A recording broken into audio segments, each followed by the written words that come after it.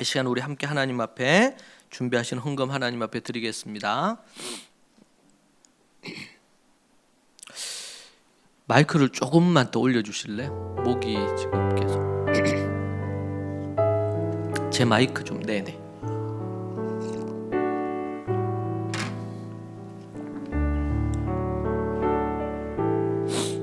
마이크나 아니면은 여기 모니터 스피커 약간 해주셔도 될 것 같아요.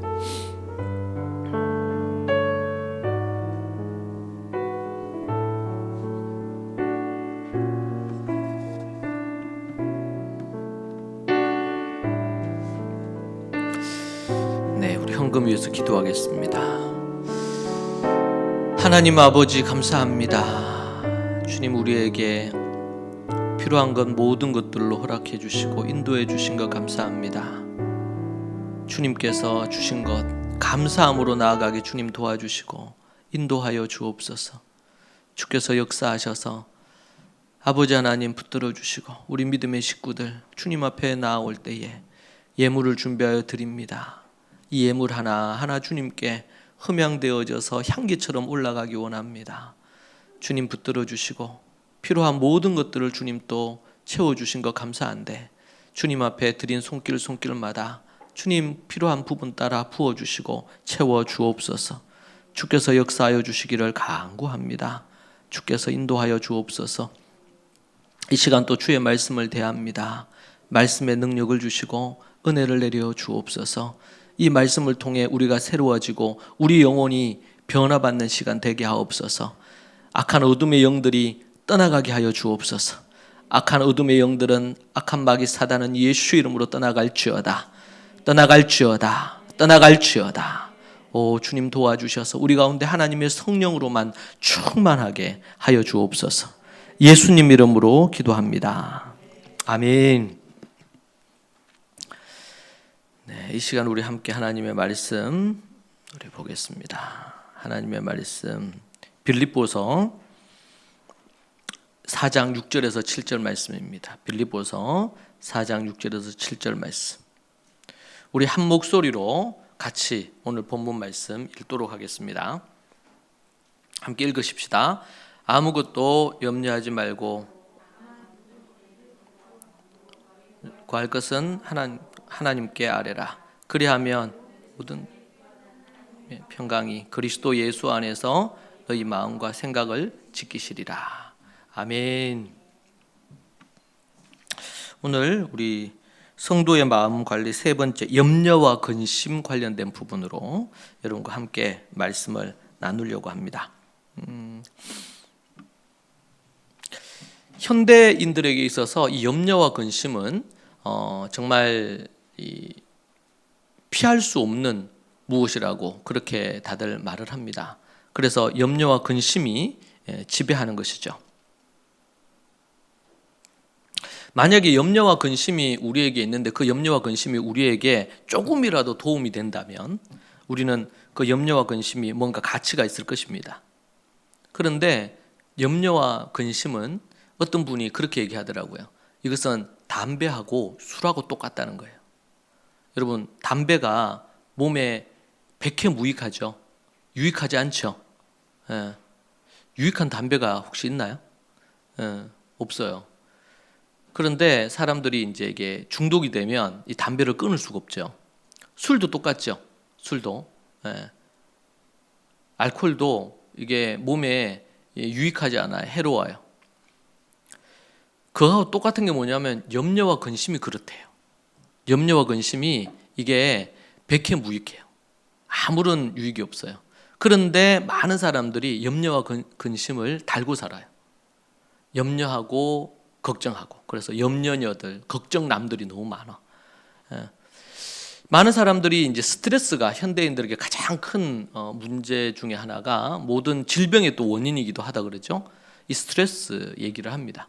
스트레스. 왜 스트레스를 받는가? 뭐 여러 가지 이유가 있을 수 있습니다. 그죠? 그런데 그 중에 하나가 우리가 이제 우리 안에 염려하는 마음, 걱정하는 마음, 이런 것 때문에 나옵니다. 오늘 본문 말씀에 보니까 아무것도 염려하지 말고 오직 모든 일에 기도와 간구로 너희 구할 것을 감사함으로 하나님께 아뢰라 그랬어. 아무것도 염려하지 말고 오직 모든 일에 기도와 간구로. 그러니까 염려와 아무것도 염려하지 말고 이렇게 나오죠. 염려와 반대되는 게 뭐예요?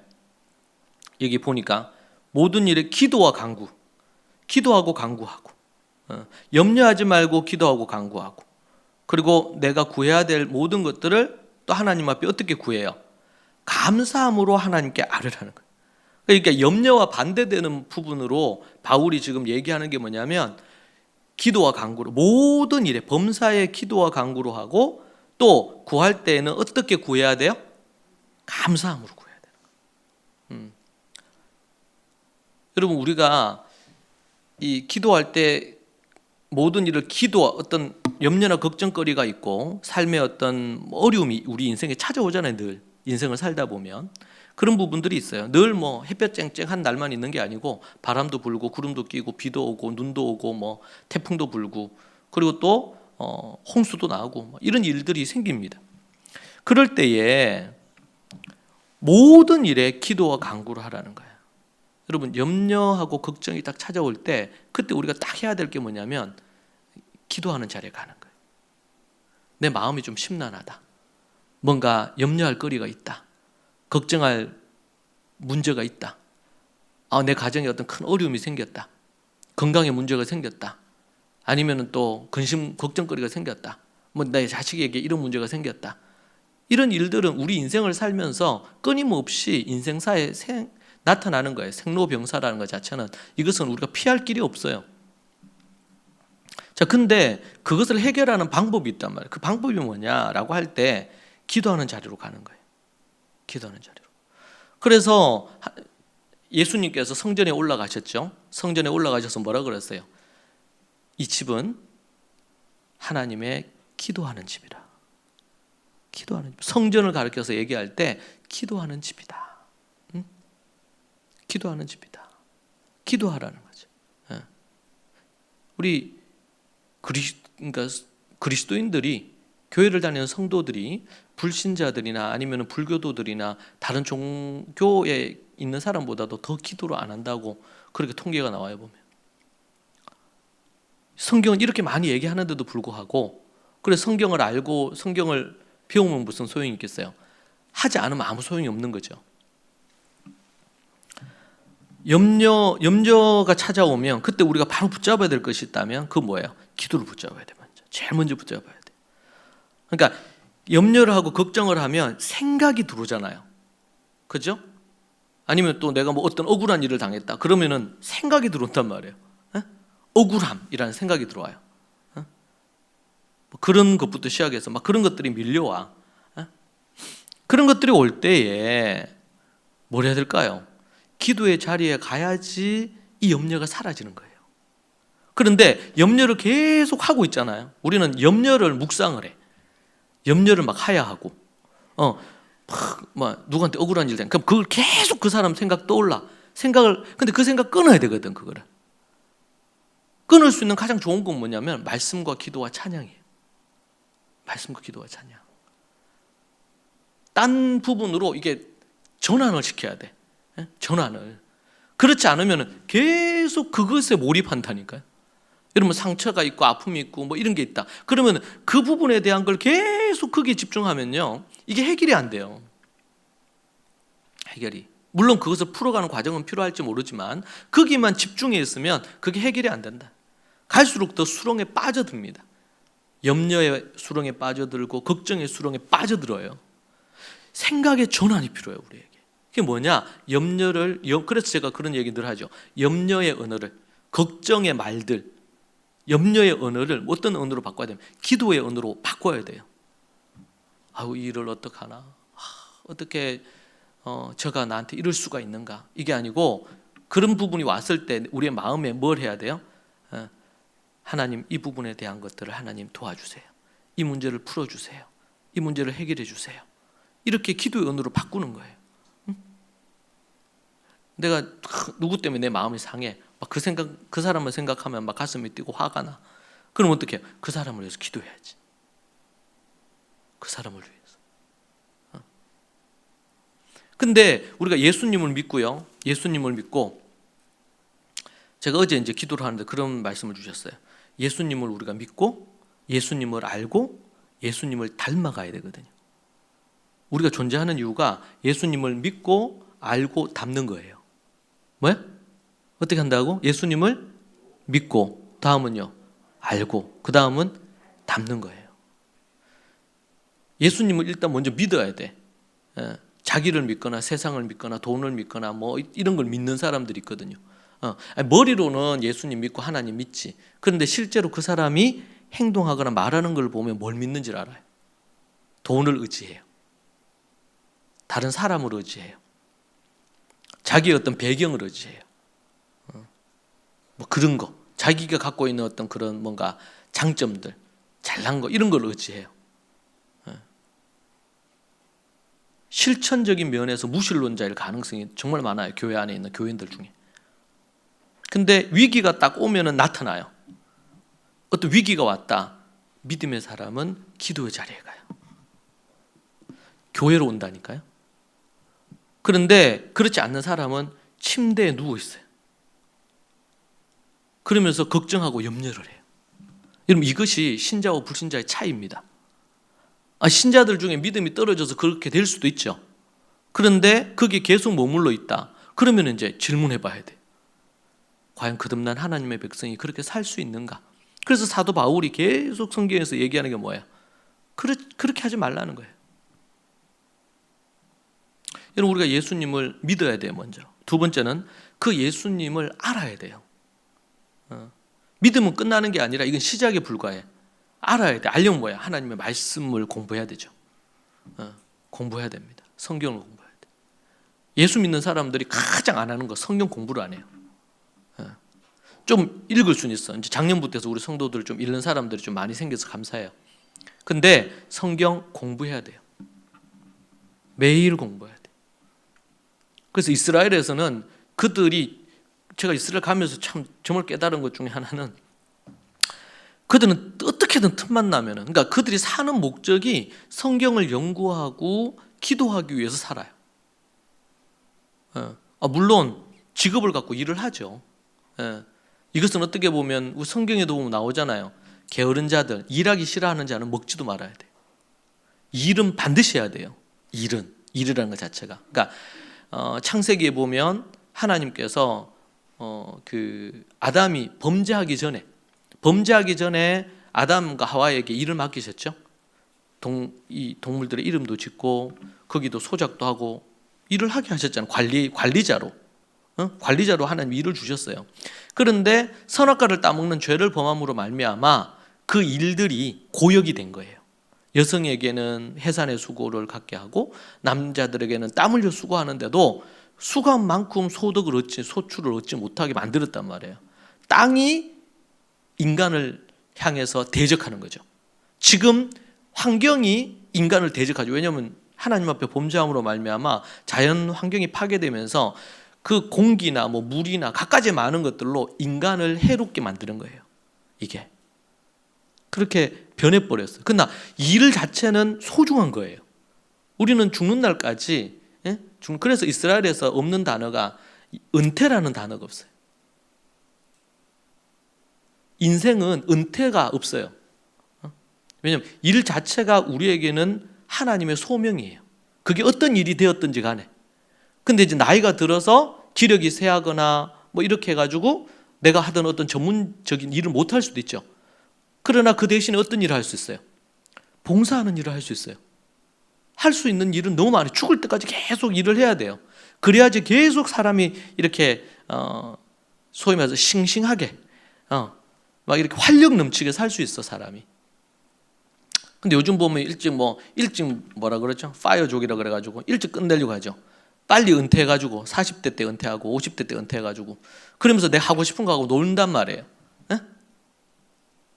그럼 그거 성경적일까요? 저는 그렇지 않다고 생각해요. 이럴 수는 있지. 막 부지런히 이렇게 해서 돈을 많이 벌었어. 그러고 나서는 한 40대 후반부터 해가지고 주님을 위해서 예를 들면 어디 선교를 나간다든지, 먹고 살 문제도 좀 어느 정도 해결해 놓고, 아니면은 또 정말 하나님 앞에 어떤 봉사하는 일을 한다든지, 이런 거는 좋겠죠. 여러분, 네덜란드도 그렇고요. 이런 선진 복지가 잘 돼 있는 나라들 이런 데 제가 이제 가보거든요.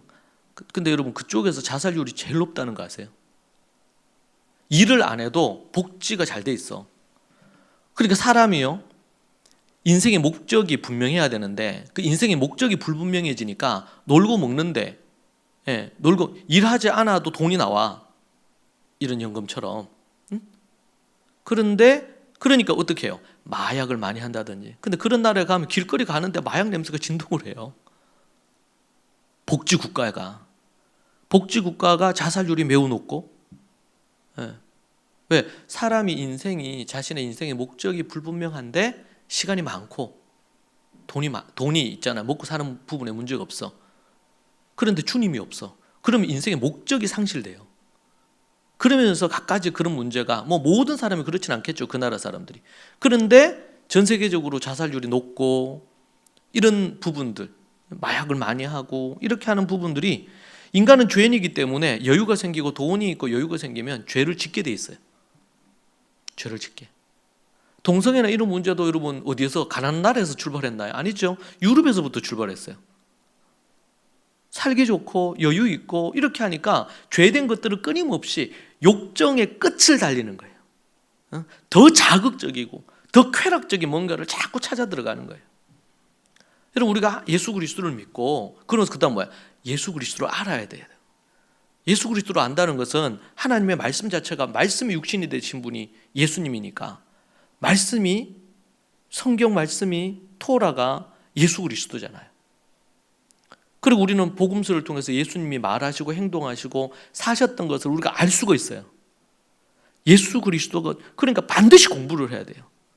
공부를. 여러분, 세상 일 중에서 공부 안 하고 되는 일이 있습니까? 어떤 연예인이, 소위 말해가지고 제가 어떤 짧은 영상을 봤는데, 어떤 연예인이, 이 사람이 코미디언인 것 같아요. 이 사람이 어떻게 해가지고 장사를 했는데 이제 엄청나게, 소위 말해서 돈을 많이 벌게 됐어. 그러면서 그 사람이 어떻게 당신이 그럴 수 있었냐 이러니까 이런 얘기를 하더라고요. 자기는 사람들이 일어나서 그거 하기 전에 자기가 하는 게 있는데 하루에 30분에서 한 2시간 동안 무조건 도서관을 간다는 거예요. 도서관을. 동네 도서관을 가. 뭐 그 사람이 사는데 정확히 어딘지 모르지만 남산에 있는 도서관에 간대요. 남산에 있는 도서관. 남산에 있는 도서관에 한 6시나 7시에 쫙 가면은, 7시 뭐 이런 부분으로 해가지고 일찍 준비해서 뭐 운동하고 이렇게 해가지고 아침에 딱 문 열 때 딱 간다는 거예요. 근데 자기가 차를 몰고 가면 거기에 차가 정말 많이 대져 있대. 대져 있대요. 그래서 거기서 최소 한 30분 내지 한 2시간 가까이를 책을 본다는 거예요. 그게 자기 루틴이래. 자기 루틴. 그런데 그렇게 책을 읽으면서 뭐야? 아이디어도 얻고 이런 부분들을 했다는 거예요. 지금도 그 사람은 성공했는데 지금도 그것을 놓치지 않고 한대. 놓치지 않고.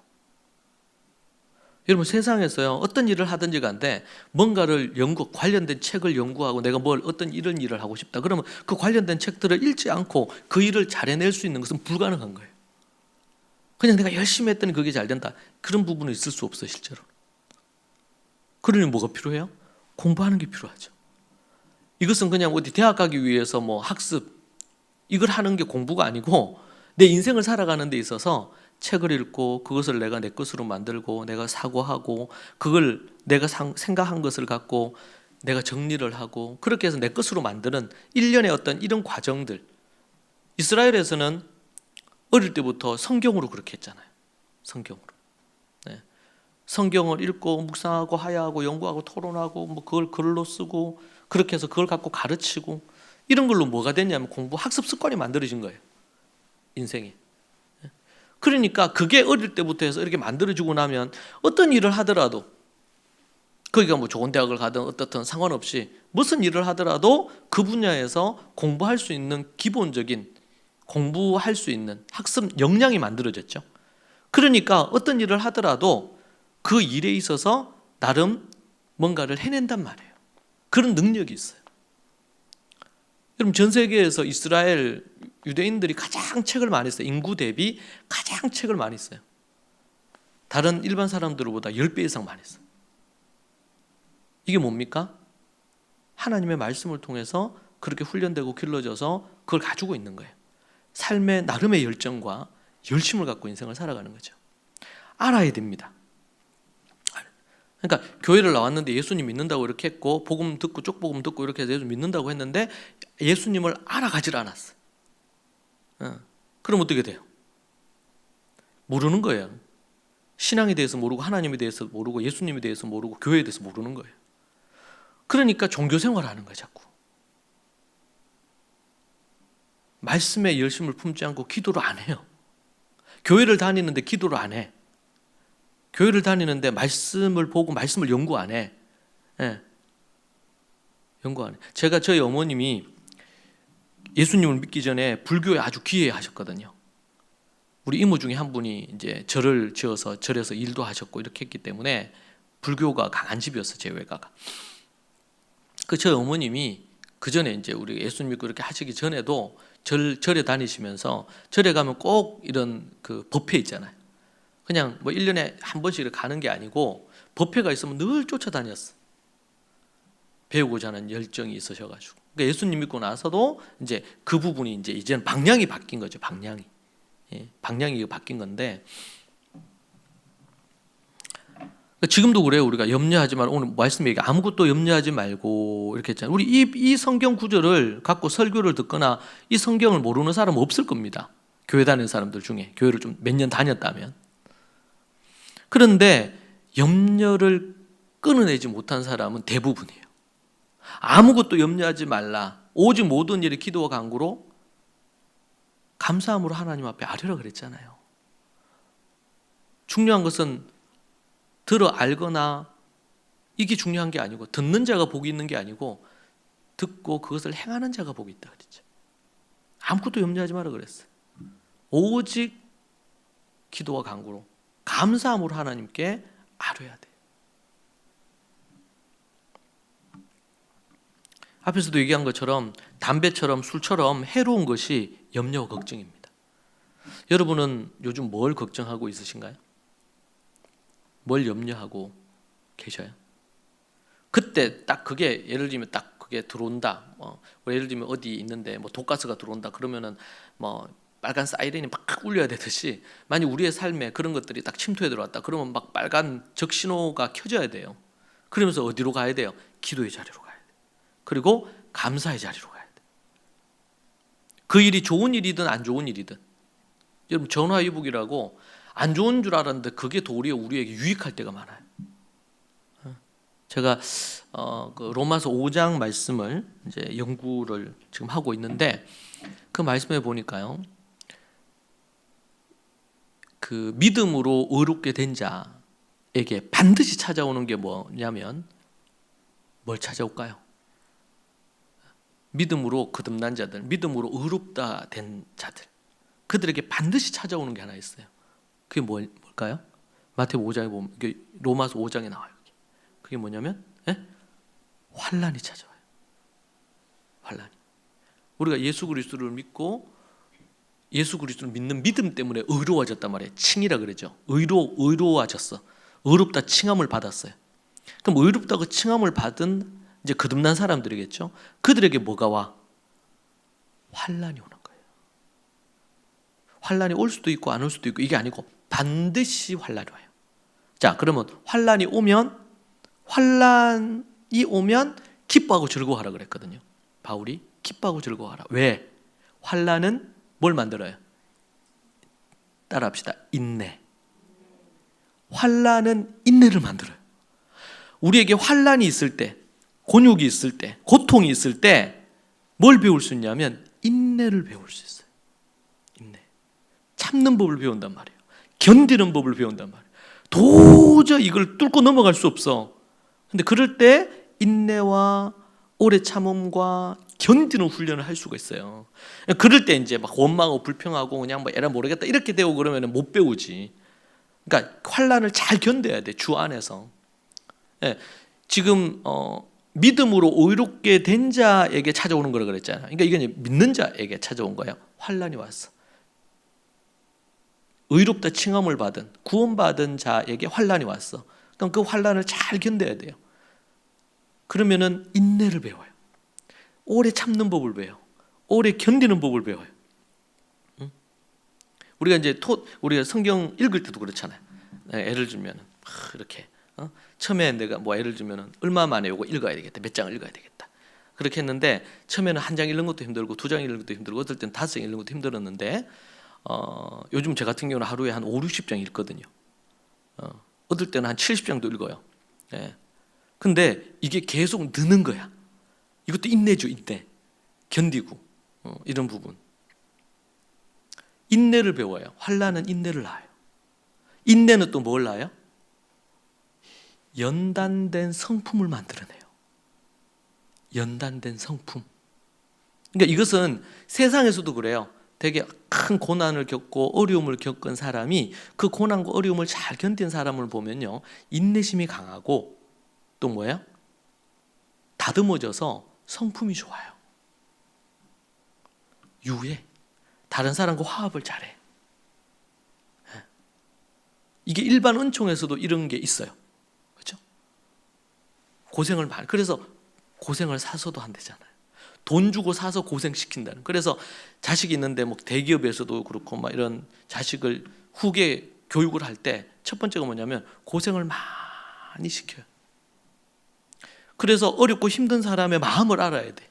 아랫사람의 직원들의 마음을 알아야 돼. 고통을 알아야 돼. 안 그러면 나중에 어떻게 돼요? 아무리 위에 뭐 할아버지 아니면 아버지가 크게 성공해서 기업을 물려줘도 그 자식 세대가 가서 그 다 망하는 거예요. 그래서 부자가 3대를 못 간대잖아요. 왜요? 이게 뭐의 문제냐면 환난을 견디고 인내심을 가져서 그다음 뭐 해야 돼요? 인내를 견디고 나면 연단된 인격이 만들어지는 거예요. 인격이.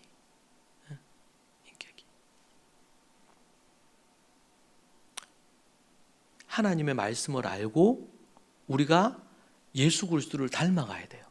그러려면 고난을 견디고 인내를 배우면서 진짜 금이 되기 위해서는 계속 막 불에 들어가서 막 수천 도에서 계속 그렇게 해가지고 정말 정금같이 나온다 그러잖아요.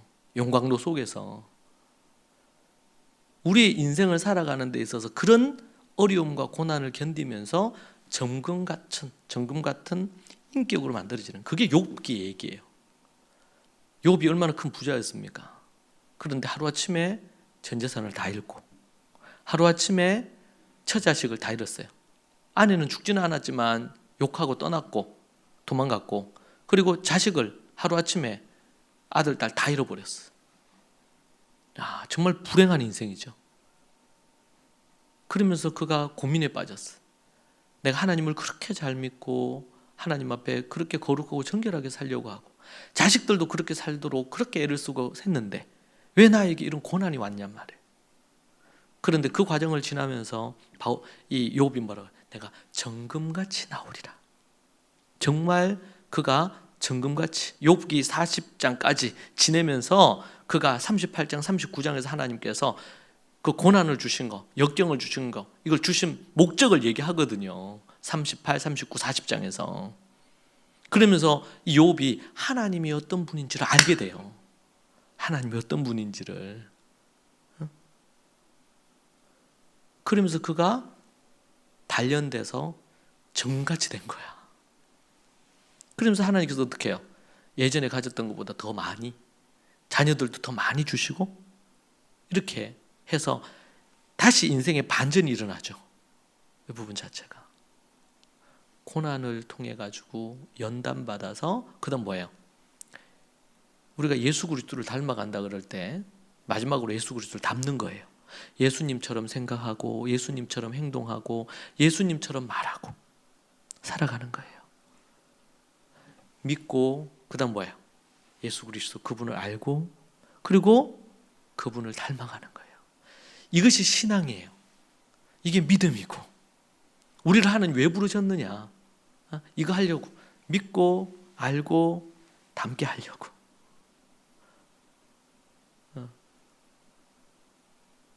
어떻게 하려고요? 믿고 그다음 뭐예요? 알고 예수 그리스도를 닮게 하시려고. 여러분, 우리가 이 세 가지를 하십시다. 믿고 알고 닮아가십시다. 예수님을 믿고 예수님을 알고 예수님을 닮아가고. 이것이 우리 인생의 목적이에요. 인생 공부하는 학생이 뭐 공부 잘해서 좋은 대학 가, 이게 목적이 아니야. 그것은 필요한 거예요. 우리에게 인생의 목적이 될 수 없어요. 그런 것을 통해서 뭐예요? 예수님을 더 잘 믿고 예수님을 더 많이 알고 그리고 예수님을 더 닮아가는 거예요. 내 인격이. 결국에는 내 인격의 변화로 가야 돼요. 이렇게. 이것이 우리의 인생의 목적입니다. 그럴 때 하나님이 그 사람을 써요. 그 사람을 사용하세요.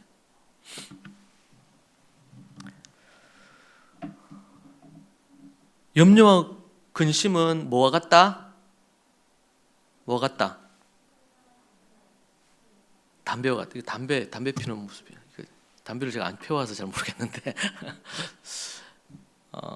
담배와 같아요. 담배는 어떻게 해야 돼요? 담배는 이렇게 분질러 버려야 돼요. 버려야 돼요. 염려도 담배처럼 말아서 분질러야 돼.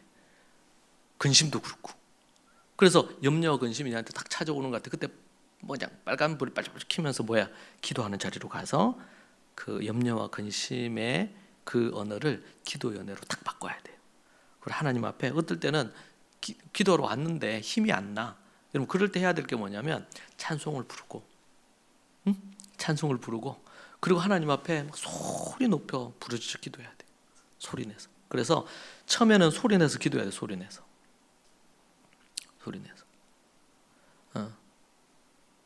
안 그러면 자꾸 잡생각이 들어요. 기도하는데 염려와 걱정이 막 찾아왔어요. 여러분 기도할 때요, 사단이, 마귀가 딱 붙어 있어요. 우리에게. 우리가 아주 대차게 안 나가면 이 붙어가 안 떨어져, 이놈들이. 근데 딱 사단 마귀가 딱 왔는데, 근데 기도하는데 사단 마귀가 왔어. 근데 이게 얘 건드려봤자 아무 소용 없겠다. 그러면 떠나요, 얘네들이. 근데 안 그러고 어중간하게 있으면은 사단 마귀가 우리를 집어삼키죠. 그럼 기도가 잘 안 돼. 그래서 보면은 기도를 잘 이렇게 초짜들은 기도할 때요, 잡생각이 너무 많아요. 그러니까 그런 분들은 소리 내서 또박또박 소리 내서 기도한다든지, 그럴 때 이제 방언이나 이런 은사를 받으면 기도하기 참 좋죠. 방언으로 막 기도하면 이렇게 내 영이 기도하니까 그러면서 이제 깊은 기도로 들어갈 수가 있어요. 그것도 하나 방법이고, 그리고 또 어떤 경우는 쓰는 게 좋아요. 쓰는 게. 쓰는 기도. 그런 게 있는지는 모르겠는데 제가 만들어봤어요. 쓰는 기도. 쓰면서. 그러니까 지금 시편이 모두 다 다윗과 그 시인들이 기도를 쓴 거잖아요. 그 기도를 쓴 거 시편이 결국에는 노래가 되거든요. 찬양이 되고. 그러니까 기도와 찬양, 말씀과 기도와 찬양은 이것은 하나로 엮여져 있어요. 하나로.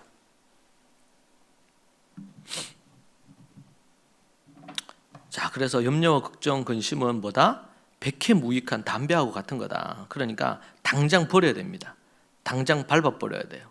그냥 똑 분질러가지고 쓰레기통에 버려야 돼. 그것이 바로 염려와 근심이다. 여러분, 우리가 염려와 근심을 안고 살아가면 우리의 영혼과 육체가 파괴가 돼요. 영혼도 파괴되고 육체도 파괴됩니다. 염려와 걱정, 근심은 우리에게 아주 이 건강에 해롭다고 의학계에서 이미 여러 부분에 있어서 밝히고 있죠. 그래서 우리가 우리 영혼이 잘 되고 모든 일에 강건하려면 염려나 근심의 이 독소들을 제거를 해야 된다. 그래서 그러한 부분들이 우리에게 우선돼야 됩니다.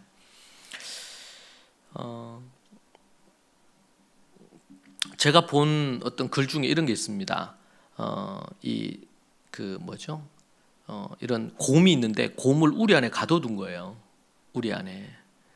그런데 그 곰이 막 소리를 막 지르잖아. 와, 소리를 지르고 막 이렇게 한단 말이에요. 그럼 무섭죠. 근데 아주 튼튼한 그런 우리에 갇혀 있어. 그러면은 우리가 뭐 동물원에 가도 그렇고 우리가 그 곰을 두려워하지 않잖아요. 그냥 구경하죠. 아무리 소리를 지르고 이렇게 해봤자 거기서 못 나와, 걔는. 그러면 사단과 마귀는요, 하는 짓들이 딱 그 부분이에요. 거기서 못 나와요. 거기서 하나님이 딱 정한 곳에서 못 나와요. 문제는 우리가 하나님을 의지하고 믿음으로 나아가느냐, 이게 문제예요. 이게 문제예요. 근데 우리는 우리의 삶의 문제들, 뭐 건강의 문제, 또 뭐 돈 걱정 문제, 또 사람 관계 문제, 갖가지 많은 문제들이 우리의 삶에 있을 수 있죠. 그럴 때 우리는 그것을 두려워하면 안 돼요. 아무것도 두려워하지 말라. 두려워하는 순간 그때부터 힘을 잃어버려요. 믿음이 떨어지고 두려워지고 그리고 기도의 문이 막힙니다. 두려워하지 말아야 돼요. 그래서 아무것도 두려워 담대하라고 우리에게 말씀하고 계시죠. 왜냐하면 하나님이 우리 아버지시잖아요. 하나님이 우리를 지켜주시잖아요. 심지어 우리가 어떤 뭐 사나운 그런 공경에 처하고 위기에 처한다 하더라도 여러분 하나님이 여러분 곁에 계신 것을 여러분 믿으시기 바랍니다.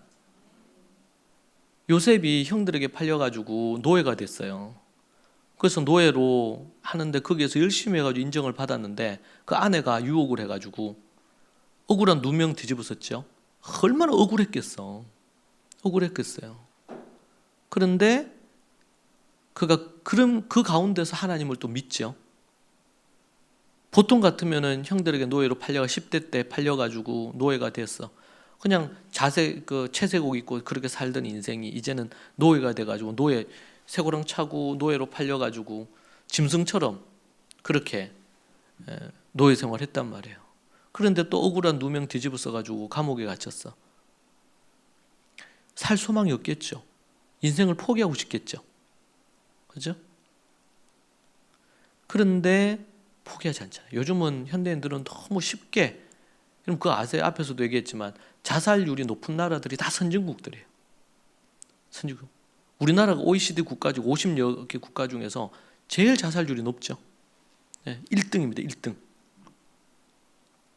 참으로 안타까운 거예요. 막 K 컬처가 유행을 하고 뭐 K 팝이 유행을 하고 뭐 K 푸드가 유행을 하고 참 너무 좋은 일이에요. 그런데 OECD 국가 중에서 가장 자살률이 높은 곳이 K예요. 코리아예요. 우리 생각을 해봐야 돼요. 왜 그런가? 유럽도 그렇잖아요. 우리처럼 잘 살 때가 있었거든요. 그런데 그들이 무너졌잖아요. 그러니까 인생은 이 땅에 사는 날 동안 돈이 많다고 다 행복한 건 아니에요. 돈이 많다고. 돈은 필요한 거지만 돈이 많다고 다 행복한 거예요. 돈 많은 나라. 그래서 전 세계에서 행복 지수가 높은 나라가 방글라데시, 소말리아 이런 데 가지고 이런 데가 여러분 행복 지수 제일 높아요. 행복해. 관련된 제가 자료를 보니까 거기는 축구공을 살 수가 없어. 축구공을. 우리는 흔해 빠진 게 공이잖아요. 그러니까 뭐예요? 그게 돼지 창자에다가 막 그거 넣어가지고 그거를 막 이렇게 끈으로 묶어가지고 그걸로 공 차고 축구 놀이 한다니까요, 걔네들.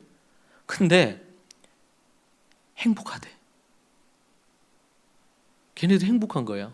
하루에 두 끼도 제대로 못 먹는데 행복하대. 이게 상대적인 거예요. 사람 행복이라는 것 자체가. 그런데 우리나라 사람, 전 세계에서 여러분 우리나라의 청소년들이 제일 불행하다 그러죠. 행복 지수가 제일 떨어지는 거예요. 우리나라 애들이.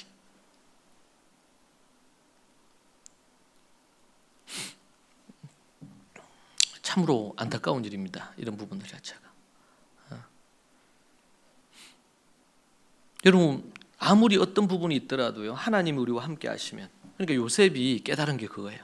하나님이 나와 함께 하신다는 감옥에 있어도 형통하고 노예로 있어도 형통하고 아버지와 함께 있었고 채색 옷 입고 좋은 음식 먹을 때도 행복했지만 노예로 있을 때도 주님이 나와 함께 하시니까 노예 생활하면서 그 가진 고초를 겪으면서 사는 것도 행복했고 억울한 누명 뒤집어 써서 감옥에 있지만 그 감옥에 있는 것으로 자족하는 거예요.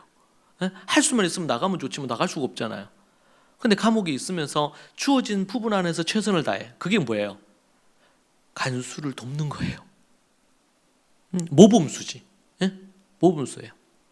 뭐 강간미수, 이런 성폭행범 이렇게 들어온 거잖아요. 죄명이.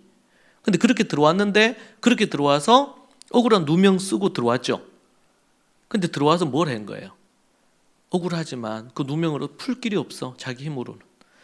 그러니까 감옥에 있으면서 다른 죄수들을 돕고 그리고 또 뭐예요? 간수를 도와주고, 그 나중에는 간수하는 일들을 많이 넘겨주잖아요. 믿고 신뢰함을 얻고 인정을 받아요.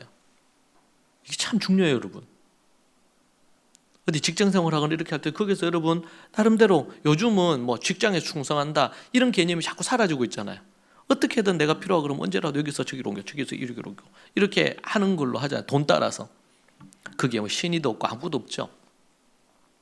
뭐 현대에 변하는 상황들이 많기 때문에 우리가 그걸 다 나쁘다고 할 수는 없을 수는 있는데, 그러나 그렇게 하는 것도 문제가 있을 수 있죠.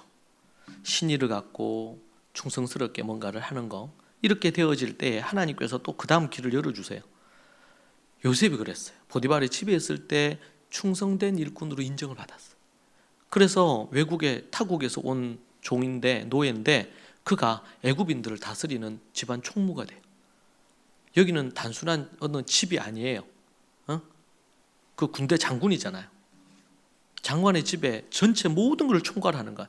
아내 빼고 모든 걸 다스릴 수 있는 그게 있어요. 그게 나중에 어떻게 됩니까? 이제는 애굽의 총리가 되면서 애굽 전역을 다스리는 총리가 되죠. 그가 하나님께서 10대 때부터 형들의 그 나쁜 짓을 이용해가지고 요셉을 단련시키고 훈련시키고 인내심을 갖고 통찰력을 갖고, 그래서 감옥에서 간수 돕는 일을 하고, 또 뭐야, 그전에는 보디발의 집에서 가정 총무로서 그 집을 다스리는 걸 해보고, 감옥에서 총무 역할도 해보고, 그리고 나서 애굽의 총리가 됐는데, 전국에 있는 시도를, 우리나라에 뭐 엄청나게 훨씬 더 그 큰 나라잖아요. 그 나라를 다스리는 총리가 되죠. 하나님이 그를 그렇게 준비시키시는 거예요.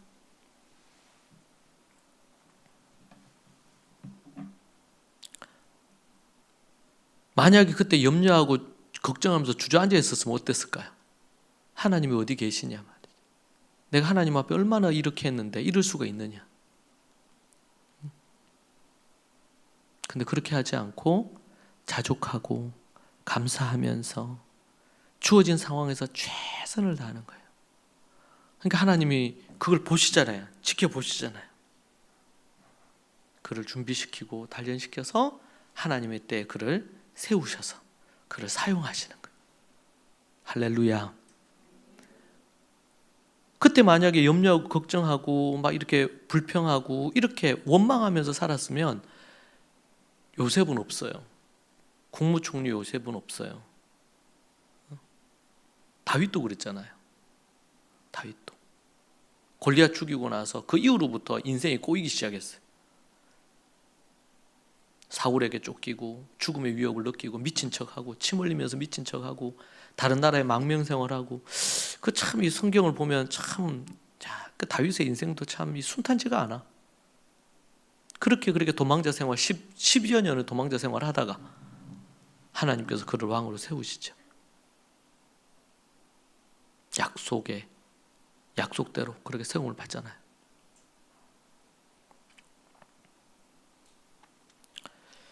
여러분, 우리가 하나님 앞에서 염려 걱정하는 거 아무 소용이 없어요. 오늘부터 여러분들 염려 걱정을 다 버리십시다. 혹 염려나 걱정이 찾아오려고 하면 당장 그것을 예수님의 이름으로 쫓아내고 그 자리에서 기도하시든 교회로 오세요.